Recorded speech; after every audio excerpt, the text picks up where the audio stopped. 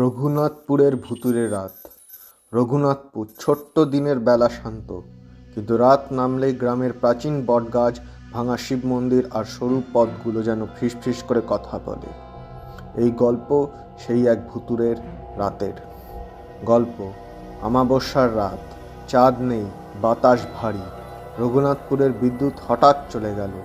শিব মন্দিরের ঘণ্টা আপনা আপনি বেজে উঠল, টং টং। রামু ভয়ে কাঁপতে কাঁপতে দেখল বটগাছের তলায় সাদা ছায়া নড়ছে। ছায়া এগিয়ে এলো, চোখ দুটো জ্বলছে। গ্রামের কুকুরগুলো হঠাৎ চুপ। ঠিক তখনই বৃদ্ধ পুরোহিত চিৎকার করলেন, ভয় পাস না, আলো জ্বালা। একটা হেরিকেন জ্বলে উঠতেই ছায়া মিলিয়ে গেল। ঘণ্টা থামলো, বাতাস হালকা হলো। পরের দিন সকালে সবাই বুঝলো, ভাঙা ঘণ্টায়, বাতাসের ধাক্কা আর কুয়াশার গাছের ছায়াই ছিল সেই ভূত। রঘুনাথপুর আবার শান্ত, কিন্তু অমাবস্যা এলে কেউ আর একা বেরোয় না।